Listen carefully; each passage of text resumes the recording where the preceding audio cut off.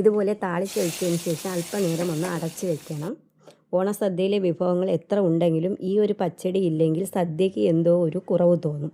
തണുപ്പും രുചിയും ഒരുമിച്ച് കിട്ടുന്ന നമ്മുടെ സ്വന്തം വെള്ളരിക്ക പച്ചടിയാണ്.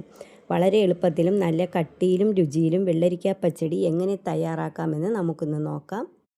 ഇപ്പോൾ വെറൈറ്റി ആയിട്ട് പലതരം പച്ചടികൾ ഉണ്ടാക്കാറുണ്ട്. എന്നാലും നമ്മുടെ സദ്യയിലെ മെയിൻ താരം വെള്ളരിക്ക പച്ചടി തന്നെയാണ്. ഇതുപോലെ 2 കഷ്ണം വെള്ളരിക്ക എടുത്ത് തൊലിയൊക്കെ കളഞ്ഞിട്ട് തീരെ ചെറുതായിട്ട് നമുക്കിതൊന്ന് കട്ട് ചെയ്തെടുക്കണം. എത്രയും ചെറുതാക്കുന്നോ അത്രയും നല്ലതാണ്. പച്ചടിക്ക് തീരെ കുഞ്ഞായിട്ടാണ് നമുക്കിത് കട്ട് ചെയ്തെടുക്കാനുള്ളത്. കട്ട് ചെയ്ത വെള്ളരിക്ക ഇതുപോലൊരു മൺചട്ടിയിലേക്ക് മാറ്റിയിട്ടുണ്ട്. ഇനി ഇതിലേക്ക് അല്പം വെള്ളം ഒഴിച്ചു കൊടുക്കാം. അതുപോലെ അല്പം ഉപ്പ് കൂടി ചേർത്ത് നമുക്കിത് അടച്ചു വെച്ചൊന്ന് വേവിക്കണം. വെള്ളരിക്ക പച്ചടി എല്ലാവർക്കും തയ്യാറാക്കാൻ അറിയാം. ഞാൻ തയ്യാറാക്കുന്ന രീതി എങ്ങനെയാണെന്ന് കാണിച്ചു തരാം. ഈ രീതിയിൽ തയ്യാറാക്കുകയാണെങ്കിൽ നല്ല കട്ടിയിലും വളരെ രുചിയിലും വെള്ളരിക്ക പച്ചടി നമുക്ക് കിട്ടും. ഇതുപോലെ കുറച്ച് തേങ്ങ തിരുവി നമുക്ക് മിക്സിയുടെ ജാറിലേക്ക് ഇട്ട് കൊടുക്കാം. ഇനി ഒരു കുഞ്ഞു സ്പൂണിൽ 1 സ്പൂൺ ജീരകം ഇട്ട് കൊടുക്കണം. അതുപോലെ അതിലേക്ക് ഒരു കുഞ്ഞു സ്പൂണിൽ കടുക് കൂടി ഇട്ട് കൊടുക്കാം. 3 പച്ചമുളക്, എരിവിലേക്ക് ആവശ്യമായ 3 പച്ചമുളക് ചേർത്ത് കൊടുക്കാം. ഇനി അല്പം വെള്ളം ഒഴിച്ചിട്ട് ഒരു 1/4 ഗ്ലാസ് വെള്ളം മതി, ഒരുപാട് വെള്ളം വേണ്ട. ഇതിനെ നമുക്കൊന്ന് കട്ടിക്കാണ് അരച്ചെടുക്കാറുള്ളത്. അതുപോലെ ഇത് നല്ലതുപോലെ അങ്ങ് അരയാൻ പാടില്ല. നമ്മൾ തോരനൊക്കെ അരയ്ക്കുന്നത് പോലെ ഒന്ന് ചതച്ചെടുത്താൽ മതി. കടുവൊക്കെ ഇതുപോലെ ചതഞ്ഞേ വരാവൂ.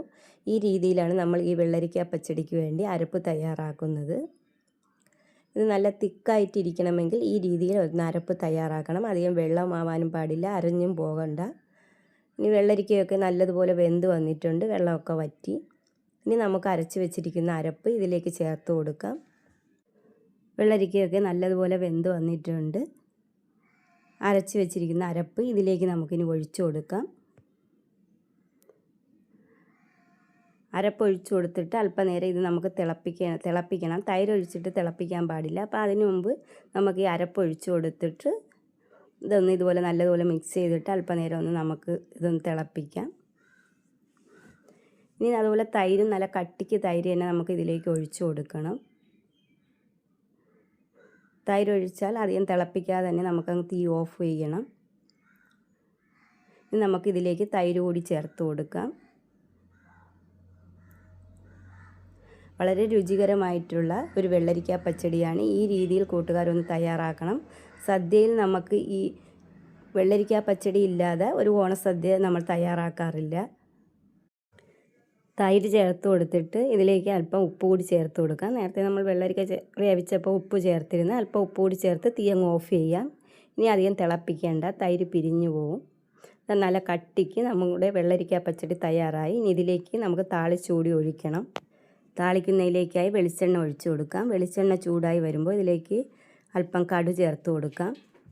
കടുവൊക്കെ പൊട്ടി വരുമ്പോൾ നമുക്ക് കുറച്ച് വറ്റൽ മുളക് കൂടി ഇതിലേക്ക് ചേർത്ത് കൊടുക്കണം.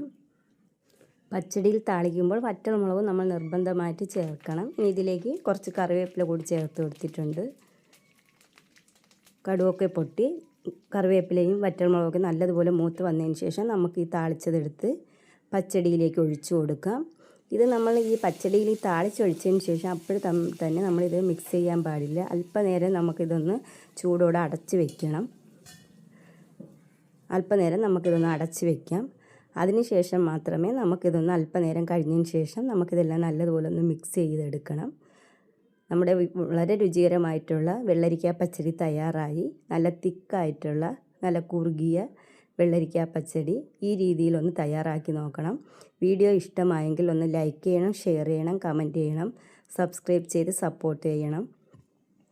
ഓണസദ്യയിൽ ഈ വെള്ളരിക്ക പച്ചടി ഈ രീതിയിലൊന്ന് തയ്യാറാക്കി നോക്കണം. നമുക്ക് സദ്യയിൽ വേറെ ഏതെല്ലാം രീതിയിൽ പച്ചടികൾ തയ്യാറാക്കിയാലും വെള്ളരിക്ക പച്ചടി തന്നെയാണ് നമ്മുടെ പഴയകാല രുചി. വെള്ളരിക്ക പച്ചടി ഇല്ലാതെ നമ്മളൊരു സദ്യ പൂർണ്ണമാകുകയില്ല.